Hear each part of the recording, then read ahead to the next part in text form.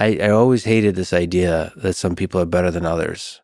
And I understand it, but it's a dangerous idea. This is why I like the story of Cain and Abel, I would say.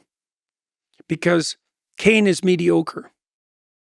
But that's because he refuses to do his best. It's not something intrinsic to him. And I actually think that's the right formulation because, I had people in my clinical practice who were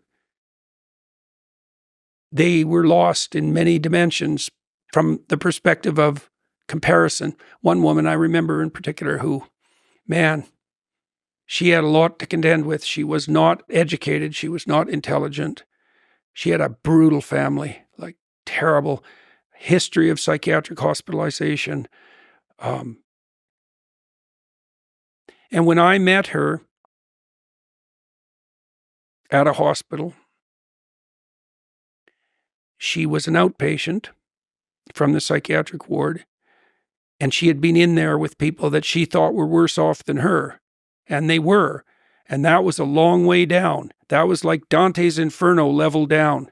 It was a long-term psychiatric inpatient ward. Some of the people had been there for 30 years.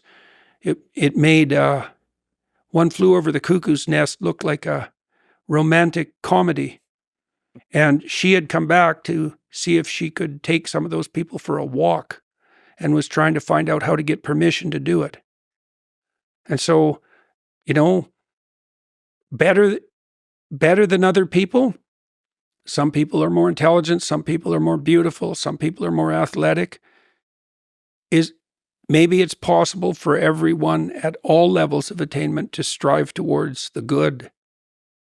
And maybe those talents that are given to people unfairly don't privilege them in relationship to their moral conduct. And I think that's true.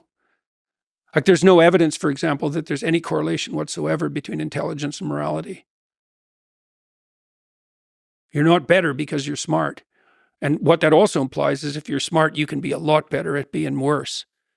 I think for myself, I'm just afraid of dismissing people because of my perception of them. Yeah, well, that's why we have that metaphysical presumption that everybody's made in the image of God, right? Despite that immense diversity of apparent ability, there's that underlying metaphysical assumption that, yeah, we all vary in our perceived and actual utility in relationship to any proximal goal, but all of that's independent of the question of axiomatic worth.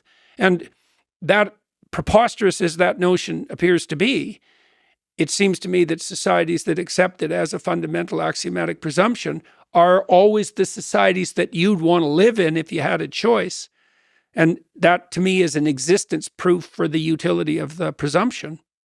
And also, if you treat people like that in your life, every encounter you have, you make the assumption that it's an assumption of it's radical equality of worth despite individual variance in ability, something like that. Man, your interactions go way better.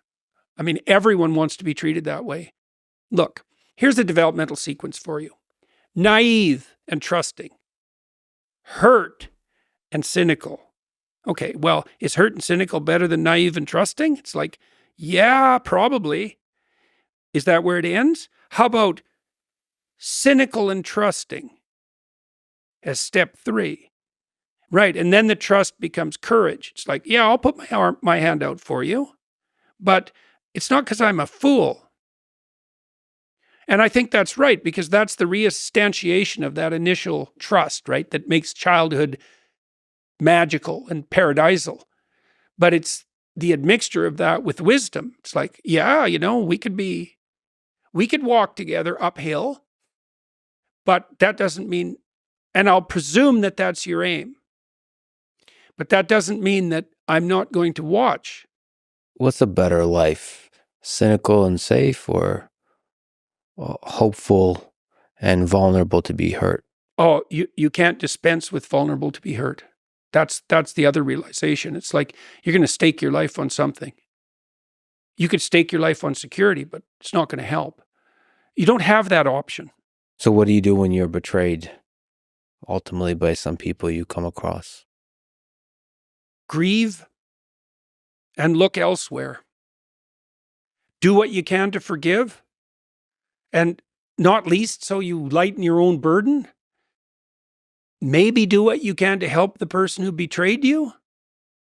And if that all proves impossible, then wash your hands of it and move on to the next adventure. And do it again.